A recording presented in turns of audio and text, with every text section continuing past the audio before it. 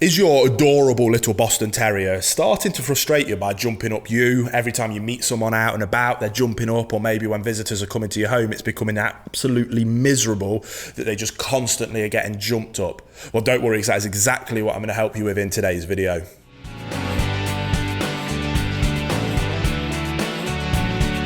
Welcome back to the Fenrir Boston Terrier Show. If you are new here, my name's Will, I'm a canine behaviourist and I'm the founder and CEO here at FenrirCanineLeaders.com, and this channel is dedicated to helping you learn everything that you could possibly ever want to know about the incredible little Boston Terriers, then how to become a high-level canine leader that raises perfect Boston Terrier companions. So if you love the Boston Terrier as much as we do here at Fenrir, start your journey by hitting that subscribe button and turning on the notification bell, and you'll never miss a future Boston Terrier video. Now, as a canine behaviourist, the Boston Terrier is one of those little breeds that I am a huge fan of, and I love the opportunity of being able to help clients work with Boston Terriers. Being such a sweet-natured, lovely breed, I very rarely have to do any kind of aggressive work with a Boston Terrier. The most common behaviour interventions I have to do is helping clients that have got slightly obnoxious Boston Terriers, and in particular, ones that are jumping up quite a lot. And even with a little Boston Terrier, it can go from really annoying to sometimes dangerous, especially with very young children or very older people. So it is a behaviour that definitely needs to be addressed, and it should be put time and effort into getting that behaviour fixed, solved, and having that dream, calm, patient and relaxed Boston Terrier that you've always wanted. So to help you with that, what we're going to do is we're going to cut away to one of my webinars that I've recently filmed about helping people be able to implement specific high-end and extremely successful behaviour modification and intervention plans to fix jumping up with dogs, and in particular with companion animals. So I hope you find it useful. We're going to jump to that now. Sit back and enjoy. So in this next quickfire webinar, we're going to be addressing one of the most common, probably the most common problem behaviour that as a canine behaviourist I come across in what I class as the category of more of a low-level problem behaviour, and that is jumping up. Now, depending on the breed that we're talking about, if it's a small dog, then it's an annoying, obnoxious behaviour. If it's a large, powerful breed, then it can be incredibly dangerous. Either way, I truly believe that jumping up should be a non-negotiable, is not acceptable behaviour, and all dogs should be well-mannered, calm, patient dogs. So in this webinar, I'm going to talk about how I help my clients go through the process of being able to get a dog that is jumping up and is either obnoxious all the way through to downright dangerous, to having them as calm, relaxed, patient, well-mannered dogs.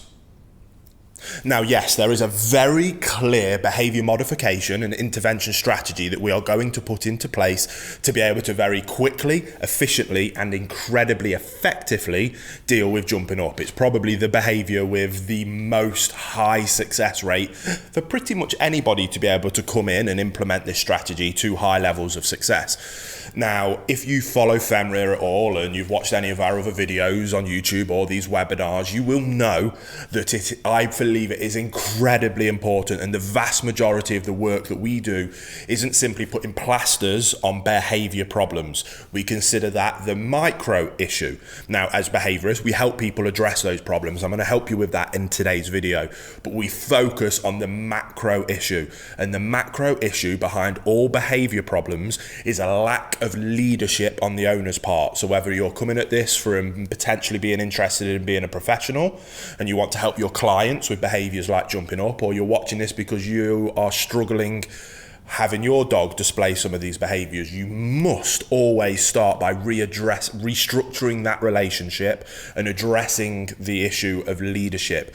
The owner in that dog's life must become a high-level canine leader that has the dog that will look up to them for guidance and direction. If you can achieve that, then you open up a communication pathway between you and your dog. When you have that pathway wide open, it is incredibly easy to teach them the things that you do want, and it is incredibly easy to teach them the things that you don't want them to do. And in this circumstance, that is what we need to be able to so quickly and efficiently address the behavior of jumping up.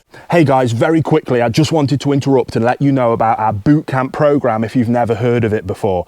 It's the program that as a canine behaviorist I use every single day with all of the clients and all of the bad behavior cases that I work with to high levels of success. It is focused on teaching you how to become a high level canine leader that is able to restructure the relationship with your dog so that they see you as that leader, and they know to look up to you for guidance and direction. When we achieve that, we can then finally address those bad behavior problems and get to the point of having the perfect canine companion that you've always dreamed of. So if you want more information about our bootcamp program, the link will be down in the description box below. But until then, let's get back to the video you were just watching. So here at Fenrir, to help people go through that process of restructuring that relationship, putting in rules, boundaries and expectations for their dog to be able to have them see the owner as the leader in the scenario, as we go through our 1-month bootcamp program that we designed. I've completely lost track of the amount of people that has helped to achieve this to incredibly high levels of success. We have a version of it that we do in person with clients, and we also turned it into an online version so that anybody all around the world can do exactly the same thing and achieve exactly the same levels of extreme success. And there'll be a link down in the description box below if you're interested, by the way. But that is about implementing rules, boundaries and structure and expectation for the dog. That allows them to flip that mentality to see the owner as the leader. Simultaneously, it's about teaching the owner the theories, concepts and principles to become a higher level canine leader themselves. The combination of the two things gives us the desired outcome of a dog that sees them as an owner, opens up that communication pathway, and through that pathway then allows us to address these behavior difficulties and problems incredibly easily, compared to simply going and attacking the micro problem and trying to put a plaster on it. We address the macro problem, and 9 times out of 10 the micro problem goes away on its own anyway, and if it doesn't, then we can come in and implement an incredibly easy strategy to address the problem. And that's what we're going to talk about now in terms of a dog that's jumping up a lot. So once we've restructured that relationship, it is then really easy to address a dog that's jumping up to the levels of like 100% success rate. It is a very straightforward process to be able to stop it happening. We need to correct the dog's negative behavior, which is jumping up. We then need to redirect them and show them what it is that we do want from them instead. And when they're displaying that desired behavior, we reinforce it. So if right now you've got a dog that jumps up all of the time, that's the undesirable behavior up here, and the desirable behavior is right down at rock bottom in terms of being calm, waiting patiently with good manners. We're going to correct this behavior, which makes that happen less frequently, and we're going to positively reinforce this desired outcome, which will mean that that will happen more frequently. We do both things at the same time, and very quickly we get to a point where we're at the desired outcome all of the time and we don't need to use corrections anymore.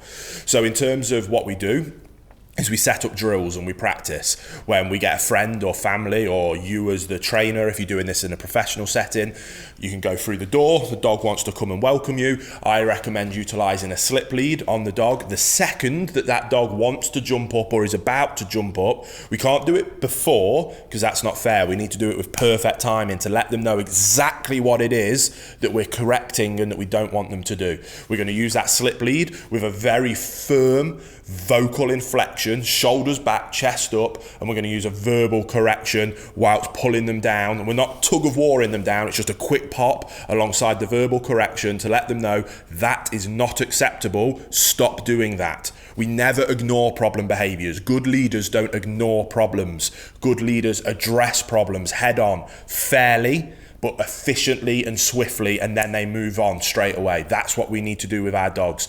So the behavior happens, the negative behavior. I like to use an but you can use a no, a tss noise. Some people even like to put pennies in a can, rings that you can jingle, some kind of verbal auditory response to let the dog know stop doing what you're doing. Again, I like to use an so I'll use that as an example now. So the dog's about to jump up, I've got my lead, and it's an chest up, vocal inflection, no. Any version that you want to use, let them know that right now, bam, that's not acceptable. We don't do that anymore, stop it. And then we move on. It's that quick. A correction is on and off. It is over as quick as it starts. We don't sulk with our dogs. We don't get into a tug of war. We don't fight with them. We just let them know swiftly, fairly, and quickly that is not acceptable. Brilliant. Then it's not fair on the dog to then not let them know what it is that we do want from them instead. So when it comes to jumping up, the best and most efficient way is correct the undesirable behavior of jumping up. We redirect to sit and stay. We ask for a stay. And then we reinforce that behavior. So that stay could be 1 second. So that process altogether might look as something as simple as dog goes to jump up, sit, good boy, yes, good. And then we stroke and we reinforce and we reward that behavior. Very straightforward, very simple. Next time we drill it, we might go for a 2-second stay before we reinforce, then 3 seconds, then 5 seconds, then 10 seconds. And we build up that concept in the dog's mind of not only what I don't want you to do, but what I want from you in all situations and scenarios is to sit, be patient, calm, and quiet. If you do that for me, then excellent things are going to happen. Going through that boot camp process, we teach tons of different drills and ways that you can do that as well. In terms of at feeding time, we get our dogs to go into a nice sit, stay, and calm before they get access to food, before they get access to toys, before they get access to welcome them up onto the furniture. We drill into the dog this concept of, if you want something nice, I want to give it you. I love you more than you will ever know. And I want you to have a wonderful, happy life. And I want you to have everything you ever want. But to get those things, all I ask, because I am in charge, I am the leader in this situation, is that you sit and you wait calmly, patiently, with good manners. If you do that for me, you can have anything that you ever dreamed of. If you're obnoxious, you're annoying, you're barking, you jump up, then I'm going to tell you for that. I'm going to swiftly and fairly, efficiently, with 100% consistency, so there's no confusion, every single time I'm going to tell you that is not acceptable. This is what I want you to do. When you do that thing for me, then good things are going to happen. It isn't rocket science, which is why you can have such high levels of success at kind of any level of leadership. Anybody can understand those concepts and theories. Implementing it is where it gets difficult, because you can't be lazy. You have to be disciplined. You have to put in those rules, boundaries, and expectations, and you have to stick to them 100% of the time. If you do that, you will have a perfect dog. If you can help your clients do that, they will have a perfect dog. Theory isn't rocket science. Implementation of it takes a little bit of discipline. But if you're willing to put in that discipline, I guarantee you're going to have incredibly high levels of success. There we go, guys. I hope there was a ton of value that you were able to pull out of that you can now take away and implement with your Boston Terrier to get to that point of having that dream Boston Terrier that you've always wanted. I promise you, if you commit yourself to the task, you will be able to get there. It is absolutely possible, even if they're displaying some really extreme levels of jumping up already. With a consistent, calm, leadership-based approach, you will be able to have that beautifully calm, well-mannered Boston Terrier I've always dreamed of. So if you did find it useful, please hit that like button. Don't forget, if you want to see more Boston Terrier videos, the subscribe button and the notification bell mean that you'll never miss a future episode, because I can't wait to speak to you again on the next episode of the Fenrir Boston Terrier Show.